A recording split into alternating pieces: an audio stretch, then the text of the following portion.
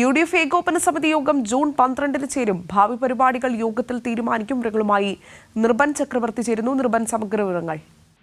അഞ്ജന, UDFന്റെ യോഗമാണ് ഇന്ന്. MOSN നടത്തിയ വാർത്താ സമ്മേളനത്തിലാണ് UDF യോഗം സംബന്ധിച്ച തീരുമാനം അദ്ദേഹം പ്രഖ്യാപിച്ചത്. ഈ മാസം 12-ാം തീയതി UDFന്റെ യോഗം ചേരുന്നുണ്ട്.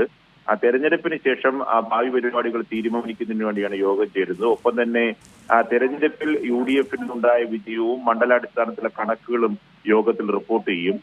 ഒപ്പം തന്നെ ഈ പറയുന്ന തെരഞ്ഞെടുപ്പുമായി ബന്ധപ്പെട്ട പ്രവർത്തനങ്ങളിൽ UDFന്റെ ഏതെങ്കിലും തരത്തിലുള്ള 2 മണ്ഡലങ്ങളിൽ UDFന്റെ സ്ഥാനാർത്ഥികൾ പരാജയപ്പെട്ടു. ഒന്ന് തൃശൂരിൽ BJP സ്ഥാനാർത്ഥിയാണ് വിജയിച്ചത്. മാത്രമല്ല UDFന്റെ സ്ഥാനാർത്ഥിയായിട്ടുള്ള K മുരളീധരൻ 3ാമത് പോവുകയും ചെയ്തു.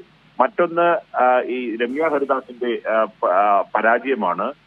UDFന് അനുകൂലമായി ന്യൂനപക്ഷ മതേതര വോട്ടുകൾ ഏകീകരിച്ചു എന്ന് പറയുമ്പോഴും രമ്യ ഹരിദാസും ഒപ്പം തന്നെ K മുരളീധരനും എങ്ങനെ തോറ്റു എന്ന ചോദ്യമാണ് UDFന് ഇപ്പോൾ കുഴയ്ക്കുന്നത്. ഒപ്പം തന്നെ K മുരളീധരൻ പരാജയത്തിൽ വലിയ ഖേദവും വൈഷമ്യവും പരസ്യമായി രേഖപ്പെടുത്തുകയും ചെയ്തു. അദ്ദേഹം രാഷ്ട്രീയ പ്രവർത്തനം അവസാനിപ്പിച്ചു എന്ന് പരസ്യമായി പ്രഖ്യാപിക്കുകയും ചെയ്തു. തൃശൂരിൽ കോൺഗ്രസിലെ പ്രശ്നങ്ങൾ പരസ്യമായി നിൽക്കുകയാണ്. ഇത്തരം സാഹചര്യത്തിലാണ് UDF യോഗം ചേർന്ന് കാര്യങ്ങൾ വിലയിരുത്താൻ തീരുമാനിച്ചിട്ടുള്ളത്. ശരി, നിർബൻ ചക്രവർത്തിയാണ് വിവരങ്ങൾ നൽകിയത്. UDFന്റെ ഏകോപന സമിതി യോഗം ഈ മാസം 12-ാം തീയതി ചേരും.